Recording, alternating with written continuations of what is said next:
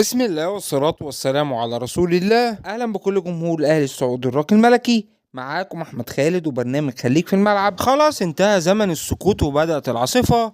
ماتياس يرفع شعار من لا يقاتل لا يستحق البقاء. 4 لاعبين طالتهم عاصفة الرحيل، والصندوق يدخل المشهد رسميا لإرضاء الأهلي، وصفقة أجنبية قوية هتقلب الموازين بيحارب عليها الأهلي. كل الأخبار دي وأكتر هنعرضها ليكم بمنتهى الدقة والموضوعية. بس قبل ما ندخل في التفاصيل يا صديقي العزيز، صوتنا مش هيوصل لكل محبي وعشاق الأهلي الراقي الملكي إلا بدعمك لينا وتشترك في القناة وتعمل لايك للفيديو علشان نستمر في الدفاع عن حقوق الأهلي.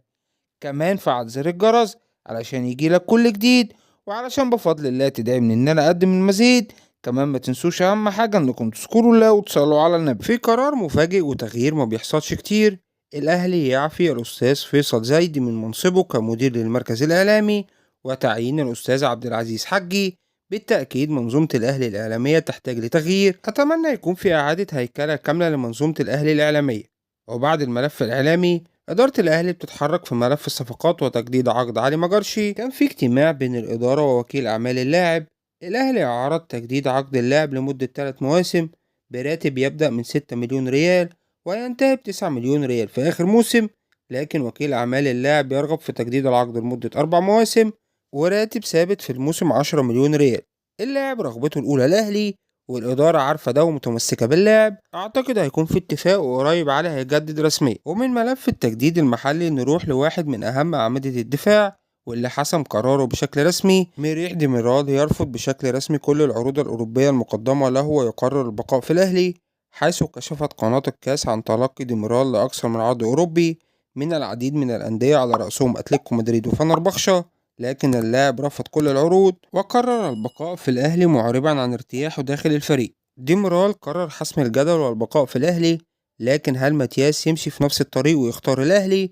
فالأنظار دلوقتي كلها رايحة على مدرب الفريق ماتياس اسلا اللي جاله عرض ألماني من نادي لابزغ للتعاقد معاه، وفي بالفعل تواصل من النادي الألماني مع ماتياس لإقناعه بتدريب الفريق، خصوصا ان الشرط الجزائي في عرض ماتياس اقل من 6 مليون يورو. ماتياس في حيرة من امره، اما يختار الاستقرار والبعد عن الصراعات ويقدم تنازلات مالية بالانتقال للنادي الالماني، او البقاء في الاهلي براتب مرتفع مع وجود حرب مع المدير الرياضي ليكون جورتو. واعتقد ان الاقرب ان ماتياس هيرفض العرض الالماني وهيفضل البقاء في الاهلي، خصوصا بعد تحقيق النخبة، وهيكون عاوز يكتب التاريخ مع الاهلي في الموسم الجديد، وكمان مع وجود عوائق مالية. أنا عن نفسي بالتأكيد أفضل بقاء ماتياس، لكن مع طرد المدير الرياضي ليكون جورتون علشان يكون في بيئة عمل هادية صالحة لتحقيق البطولات، وده بالفعل اللي الإدارة حساه وعندها يقين بيه إن ماتياس هيتمسك بالأهلي على الأقل الموسم ده.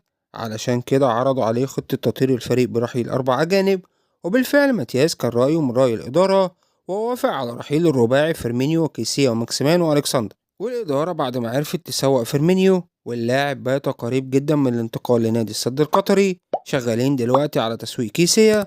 رحيل الرباعي هيفرق كتير مع الأهلي، خصوصا ان الرحيل ده عن طريق عروض مش مخالصات مالية، والأهلي هيقدر يتحكم فيما يقرب من 60 مليون يورو في الموسم القادم، وهيكون في راحة في الميزانية. أنا عن نفسي موافق على رحيل فيرمينيو وماكسيمان وألكسندر، لكن رافض رحيل كيسيا.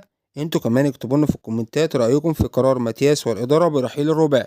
وعلشان كل تطهير لازم يجي بعد بناء، الإدارة بدأت تشتغل على تدعيم الفريق، وقدم الأهلي عرض رسمي بقيمة 60 مليون يورو للتعاقد مع لاعب نادي برشلونة فيرمين لوبيز. برشلونة بتعيش حاليا أزمة مالية ولا تمانع رحيل اللاعب، لكن لوبيز رغبته الأساسية البقاء في أوروبا. الموضوع محتاج حد شاطر يقدر يقنع اللاعب، خصوصا بعد موافقة برشلونة على رحيله. تعال أقولك مين لوبيز وإيه أرقامه.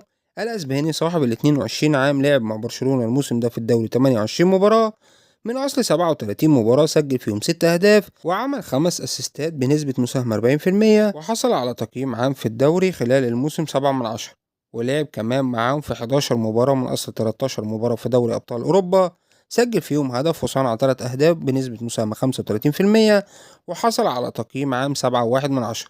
اللاعب مكسب كبير جدا للأهلي وهيأثر بشكل كبير على منظومة الأهلي الهجومية. أتمنى الأهلي يقدر يقنع اللاعب ويكون في تعاقد مع اللاعب مع بداية الموسم الجديد. ولو الصفقة الأولى أشعلت الحماس، فالخبر اللي جاي هيغير كل الموازين، حيث ذكر الصحفي الإنجليزي بن جاكوباس أن الأهلي ضمن 3 أندية سعودية مهتمة بالتعاقد مع الكوريسون. وأكمل حديثه قائلا: مسؤولي الدوري ولجنة الاستقطابات يرغبون بضم سوم من أجل صفقة كبيرة لبيع حقوق الدوري في كوريا. اللاعب قريب جدا من الأهلي بسبب رغبة المسؤولين لإرضاء الأهلي بعد تحقيقه للنخبة. تعال أقولك بالظبط إيه أرقام سوم مع توتنهام الموسم ده. سول لعب في 30 مباراة من أصل 37 مباراة في الدوري، سجل فيهم 7 أهداف وعمل 9 أسيستات بنسبة مساهمة 50%، وحصل على تقييم عام 7.3، وكان له دور كبير في فوز توتنهام بالدوري الأوروبي. لعب 10 مباريات، سجل 3 أهداف وصنع هدفين بنسبة مساهمة 45%، وحصل على تقييم عام 7/10. ده غير خبراته الدولية مع منتخب بلاده، حيث شارك في 136 مباراة سجل فيهم 51 هدف. صفقة رائعة بكل المقاييس، مكسب ذهبي وكبير للأهلي. بس خلي بالك، لو في سون يبقى مفيش ميسي.